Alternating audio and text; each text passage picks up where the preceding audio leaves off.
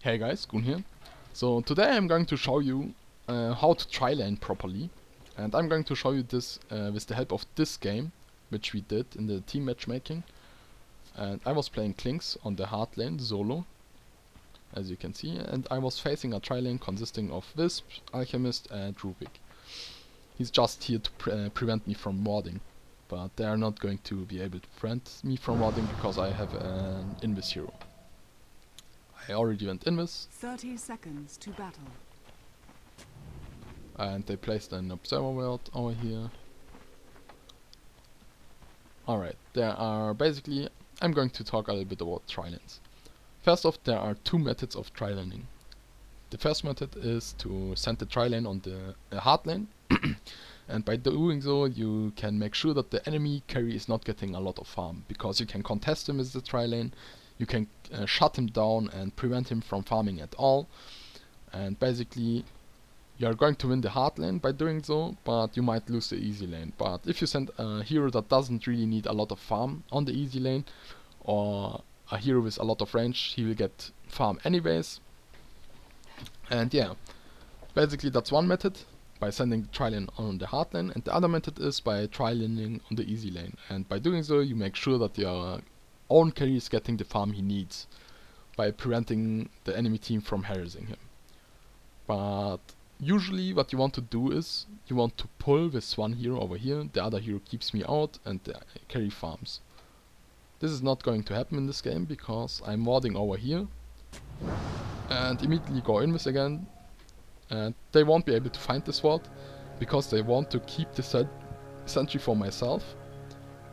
And yeah, what they have to do is, the supports in this game kinda know what they are doing, but carry doesn't know what he's doing, which is why they are going to lose for free. Alright, as you can see, usually what you want to do now is, actually let's show something else over here. I'm blocking the camp over here in a way where one creep goes through alone. Why am I doing this? If you do this, this creep is going to die very early against the enemy creep wave, and then the enemy creep wave starts pushing towards your tower, and if this happens, you get experience, you can last it from over here without them being able to kill you, and basically you already won the lane for free. But Rubik is going to do exactly what he needs to do in this game. He pulls the camp together again, as you can see over here. He's losing a little bit of life due to this, but he basically managed to stabilize the lane by doing this. He starts farming, Rubik should go start pulling now, or Wisp should start go pulling, and one of the two supports should stand over here and keep me out, and Wisp is kinda doing that. He comes over here, keeps me out. He's farming, everything looks alright. If Rubik were able to de-ward this ward over here now and start pulling and then double pulling, preventing from getting any creeps on the lane, they would basically play the trilane the correct way. But they are going to not find this ward, and they are not going to be able to keep me at level 1. Because, as you can see, Wisp is doing everything he can, but he's kinda messing up over here now. He should be going back towards this way, wait for the creep wave to proceed and then come back. That way he can keep me out a little bit longer. Instead he has to go towards the left again, and that means that I get experience. And why is he not standing over here? You shouldn't stand over here at all as support. A lot of pubs do this. On high level it's a little bit more rare, but you still see it a lot of in a lot of games. If the support is over here, he cannot attack you without pulling aggro. And if he pulls aggro, you basically lose the lane for free, because the lane is going to start pushing, and then the hard lane hero gets experience, and that's it. You always have to attack from behind, but if you run through here, I will be able to attack him, and while he's running through here without attacking me, because if he's attacking me he's going to pull aggro, he has to run through here without attacking me, while I can attack him 2 or 3 times, and then he's already low, and that's it. He cannot harass me. I will harass him further and he will have to run away, which is why he has to come from over here. And he's doing that, but instead of staying over here, which he did, he should always be standing over here, wait for the lane to proceed, come back and keep me out. And he's farming, and Rubik cannot pull. Now he's keeping me out again, he's still farming. And there you go. And as you can see, the lane is kinda already pushed. And I'm going to show you exactly why this happened. Here they can still keep me out.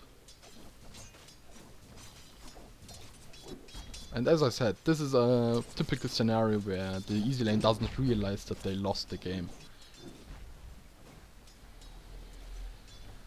As you can see, it pushes and pushes and pushes.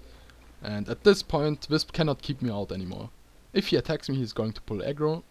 And then he cannot continue to attack me. I will get experience, I will get last hits. I can get denies. It's basically over. And why is it over? Because they are sharing experience, which means that I'm getting experience faster. Rubik is not getting any experience at all.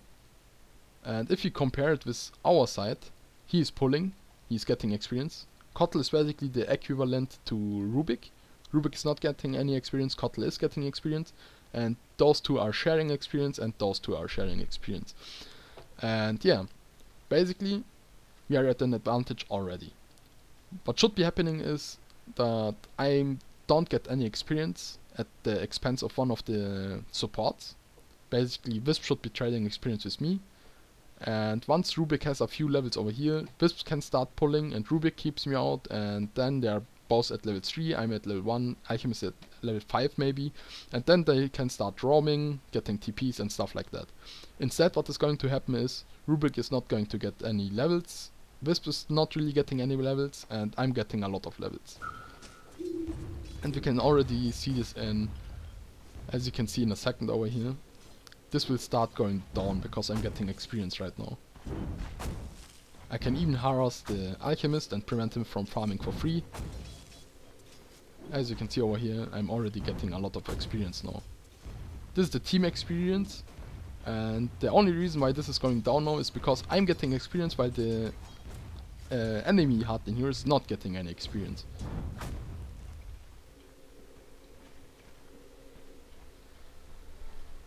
As you can see, 500, and this is going to proceed. First blood. Dragon draws first blood. The first blood gave a little bit more experience. I'm going to get more experience, and Radiant's top tower is under attack. even more experience. More last hits.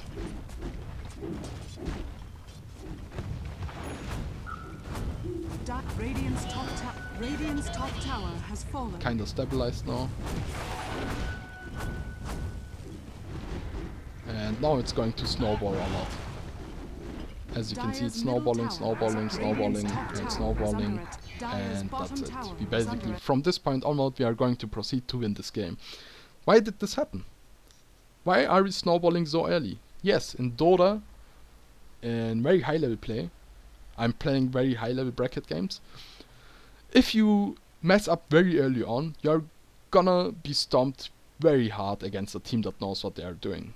You can snowball very easily in Dota.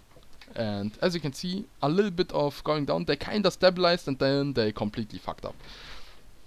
And the only reason why this is possible is because I got experience on the hard lane. Okay. What the Alchemist has to do. He has to keep the creep wave, the creep equilibrium closer to his tower. How does he do this? He has to deny the creeps as soon as possible and last hit the creeps as late as possible. If he does it right, the lane is never going to push forward. Wisp is going to be able to keep me out forever at level 1. Rubik, if he is able to find this ward, is going to be able to pull, and the game is going to be at a position where no team really has an advantage. And yeah, basically we are going to go into the mid game, or basically we are still in the early game, but at about 6 to 7 minutes the ganking starts to happen, and at that point we would be at an equal ground with the enemy team. But this is not what's happening, because Alchemist doesn't know what he's doing. As you can see over here, already 2 melee creeps against 1. And he did deny, he's still being attacked over here. He is being attacked now. But he can still save the lane over here. As you can see, we have 2 range creeps, and they only have 1. And if he does everything correctly now, the lane should never be pushing. But he's going to do a very big mistake now. Now at this point, Wisp is going around, and then he's going to keep me out again. And yeah, If he does everything correctly, 2 range creeps will out DPS 1 range creep, and the lane is never going to go towards my tower, which means that I'm not going to get any experience. But at this point, Alchemist is going to pull aggro from those 2 range creeps, which means that the enemy team has 1 range creep against none on my side. As you can see, he's being attacked, he's being attacked, he's being attacked. He doesn't notice it. Or maybe he does, but he thinks it doesn't matter. What he should be doing is go back for a second, lose the aggro, and come back. Instead he's being attacked all the time, and that's it. The game is basically lost at this point. It's that simple. You can lose a game of Dota on very high level play by just standing in the wrong position for a few seconds. And he didn't even notice because he isn't really high level player, even if he has a very high ranking. It doesn't matter. In Dota, 99% of the people don't actually know what they're doing. And that's it. They already pushed. Because Alchemist didn't know what he was doing. And yeah, at this point I'm getting experience, I will get experience, and I can show you guys that the experience difference is going to make a very big difference here. First blood. Draws first blood. Radiant's top tower is under attack. Now, at about level 4, Radiant's top tower has I decide to gank mid because I have a lot of experience, I have items. I could buy boots if they would let me, but I'm not certain whether they have a sentry ward over here. They might be able to kill me, which is why I'm going to go without boots. fallen. Should be at about now, I think. No, still not. There we go. And now I'm ganking middle at minute 5. At minute 5, the mid hero. Let's see. Where's the mid hero? Clockwork. The Clockwork is on level 6. And I'm already at level 5. Which means that if my mid hero is also on level 6, we are going to be playing level 5 and level 6 against one level 6 hero. And if you have a stun or something like that, which Dragon Knight has, we are easily able to kill Clockwork. If I instead were on level 1, I wouldn't be able to gank middle. And let's look at Rubik. Let's go back a few seconds because they already killed the Dragon Knight. Okay. The Rubik is on level 2. Because obviously he wasn't able to pull. And if he ganks middle, they aren't able to kill him. Level 6 plus level 2 isn't really able to kill a level 6 hero. But if I were to gank middle, I would easily be able to kill a Clockwork with the Dragon Knight. And that's basically it. They easily lost because they gave me a lot of experience. And now we are going to proceed. Kinda fucks up over there, this shouldn't happen. And Furion also comes, which is why he's dying. But at this point, I'm here. I kill Clockwork. On level 1 I won't be able to kill him. I proceed to also kill Furion. And basically we traded 2 to 1. Even though Furion is a hero that can globally gank. They were 2 people, Rubik plus Clock plus Furion is 3 versus 1. And they killed the Dragon Knight, but they still lost. Because I'm at such a high level and I was easily able to dispatch of Clockwork very fast, and then I was able to kill Furion as well. And because Rubik is at such a low level, he cannot do anything over here. He cannot kill us. He cannot do shit. And that's basically it. At this point we are going to snowball.